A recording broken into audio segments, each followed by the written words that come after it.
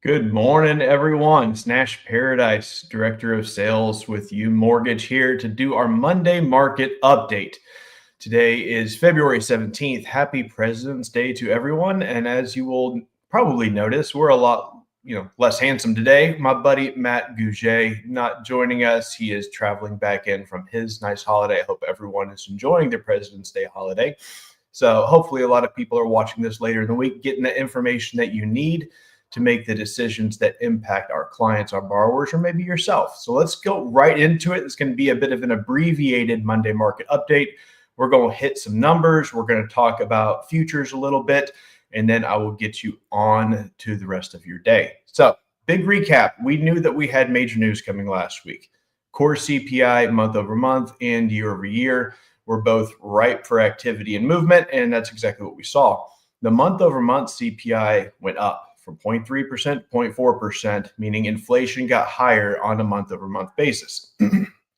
Now, the year over year, which I was concerned about because the projections, we had a previous at 3.2, they're projecting 3.1%. We rocketed past that at 3.3%.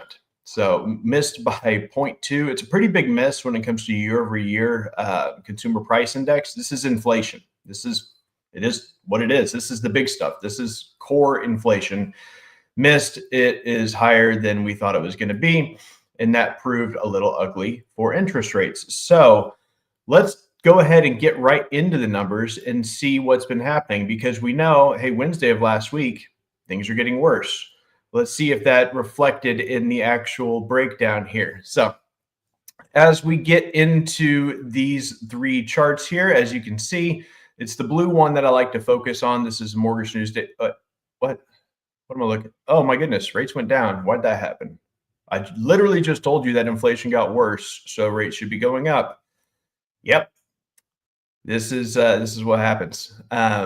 Rates did get worse a little bit, and then they got a whole lot better. The tariff stuff coming down the pipe, everything moving with, the numbers later in the week. Last week, we saw two really, really good days after a questionable Wednesday. Thursday and Friday were massively impactful for us as, mortgage providers and real estate professionals. So, yet did things shoot up last week? Absolutely. You can see that little blip there on the chart, and they came right back down. So good news. Maybe we should do a Monday market update every day of the week. Just call it market update day. That's that kind of movement that we can see right now. A little severe, but we'll take it. Let's get into the Fed stuff because it should be fairly interesting with updated data. Don't want to talk too much about the March figures. We know that we're not going to see a Fed drop in March. So cool. Let's move on to May and see what May's looking like right now. What I want to focus on, or at least draw attention to, is not that it's likely not moving, but as Matt and I discussed last week, I think the much more interesting factor here is looking week over week. How are we seeing changes in the approximations, changes in where we think things are going to go? So you look at the bottom of this chart here, and if it's a little hard to read, I'll tell you what we're looking at. The 1 month ago, the probability percentage of no rate drop was only at 56%, with everyone else thinking that we were likely to see a rate drop. Currently, we're at 80%. So we're moving in this direction where we went from 1 month ago, everyone thought likely seeing an impact, likely seeing a change by May, and now 80% that we are not. So we're going to keep watching these trends. 1 week ago is 72%. So we have gotten more conservative. We are trending in the direction of less and less likely to see a rate drop in May, and that's fine. We're not going to see a rate drop in May. This seems overwhelmingly in support of no rate drop in May, but it's going to be the trends that are interesting, that are going to show which way we're headed. So let's take a look at June. We'll check the same thing and see if the trends are getting more conservative or not. So looking in June, we're pretty split right now. I do think we're going to see our first rate drop either in June or July. The last time I was approximating a rate drop, it was between December and January. I said I thought it should be January.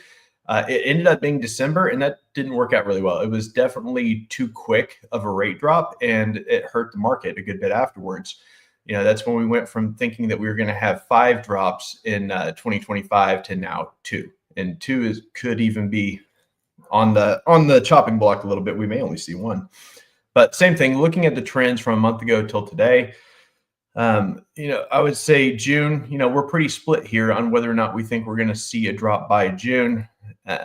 It's, just from a day ago, it's getting more conservative. The current projections are not, it's leaning more towards a drop. 1 day ago, we had almost 50% projecting that we would stay at that 425 to 450, which is our current. And now it's 46%. So oddly enough, June is moving in favor of a drop. Let's take a look at July, because by July, I do think that 400 to 425 is the target. And in July, that 400 to 425 is the majority here. So, the people that actually have something to do with this on a daily basis agree with me, which, makes me feel good.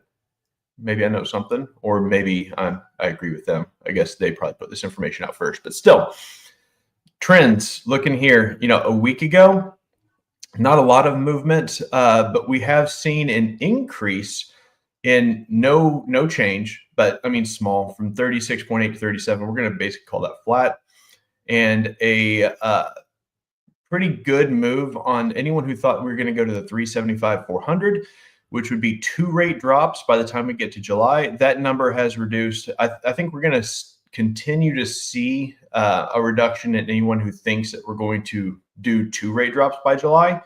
That just seems highly unlikely. So to sum up what we're looking at here, and dot plots and everything going on with the Fed, I can say with pretty decent confidence that by the time we get to the summer, we will see our first rate drop. It's either going to be June or July, where we're trending right now. But if that gets interesting, we'll update from there. So let's go back out of the rate stuff and let's jump into what to expect this week. It's an abbreviated week. We've got Fed Chair Powell is doing a press conference today. Let's see what else we have on the economic calendar as I move things around. Sorry, not Powell. We've got Fed speeches by Harker, Bowman, and Waller today. I was going to say I thought Powell was last week, but yeah, nothing interesting is going to happen from that. Tomorrow, a lot of nothing. In fact, it's going to be a pretty light week. The only thing real interesting here, we've got, I always like Wednesday as a mortgage professional. I find it interesting to see housing starts, building permits, the change on that, the Ginnie Mae rollout, MBA purchase indexes. These are relevant to my position. So I want to know, where are things going in the mortgage and real estate market?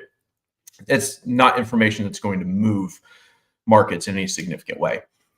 Later in the week, we get jobless claims on Thursday. You can put a star next to that. It's projecting to be pretty consistent from 213,000 a month ago, 215K now.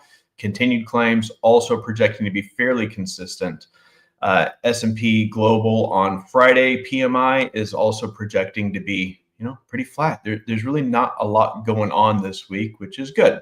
So in honor of President's Day, we're going to talk a little bit about the impact that the president is having on interest rates, on the economy, on the housing market. And then I'll let you guys go here in about 5 minutes. So like I said, we're going to keep this brief and just hit on a little bit of extra data here. So As it specifically relates to the housing market, what impact can the president have? I've been doing this 19 years. I've been through a lot of presidents, and it's funny. We always see a lot of, oh, well, the president doesn't control interest rates. Your housing price doesn't have anything to do with that. It kind of depends on which side of the aisle you're on, what argument you're making at that specific point in time. What the president does impact is consumer confidence. The overall state of the economy, while they may not have any direct correlation in what's going on, sometimes the big money movers, they're going to be forecasting things move based on that consumer confidence, and things get better or worse for no real activity. So we really can't give too much credit there because they didn't do anything for it. But hey, we'll take it. Where we're going right now, this is the interesting part, is that President Trump has actually come out and said interest rates will be lower, mortgage rates will go down, and trying to figure out what he's going to do about that. We have had artificially lowered interest rates before. We have had the Fed go and purchase 10-year Treasury bonds to drive down the yield in a process called quantitative easing, which worked. It made things cheaper. It made interest rates go lower. Hundreds of billions of dollars of federal Treasury bonds were purchased by the U.S. government. Okay, that's really kind of manipulating money in a way, but all right, it worked. I don't think there's any chance that this administration wants to do that, especially with the curb on spending. So how exactly can President Trump lower rates, lower interest rates? Can he impact the Fed? Tell Jerome Powell what to do? I mean, he can tell him. He doesn't really have any authority or leverage there. The Fed is its own independent thing. It's going to do what it wants to do. I would imagine they pay attention to what's going on. Maybe they get feedback from the president, but that's not going to move anything. So outside of that, what does the U.S. government have control over? Well, a lot.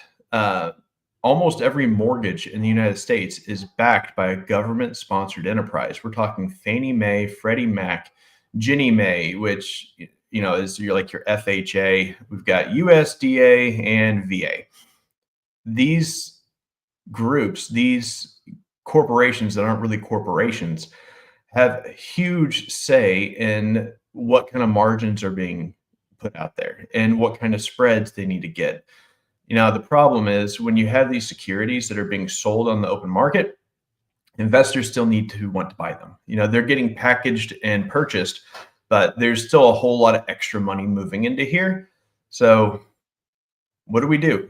Can we lower the margins to a spot where it's still got some investor acceptability? Does Fannie Mae and Freddie Mac stop caring? I mean, these are publicly traded companies, so it's not like Fannie Mae can really just say, hey, we're going to start losing money now.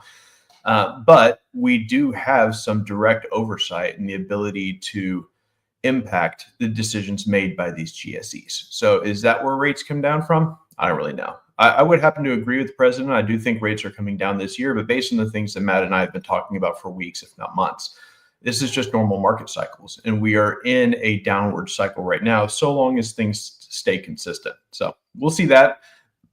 What will we see on home values? I mean, those are going to continue to drop as well in a lot of different areas. They're going to go up in some others.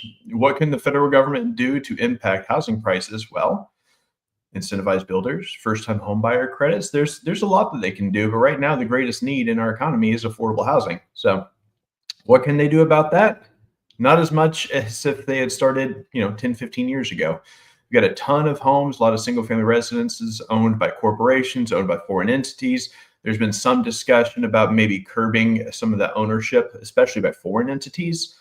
We'll see. There's a lot of speculation there. Nothing for sure yet. Nothing even really being presented right now. So we'll keep an eye on what kind of impact the president can make in our overall real estate market. But for right now, we're going to keep our head down, be data dependent, and continue to track and see what's going on in the news on a weekly basis, where the Fed is heading, and sharing wins for how you, your clients, friends, and family can take advantage of the market that we're in right now and come out big winners in the next 3, 5, 10 years. So thank you again for jumping on. This is Nash Paradise. We'll see you next week.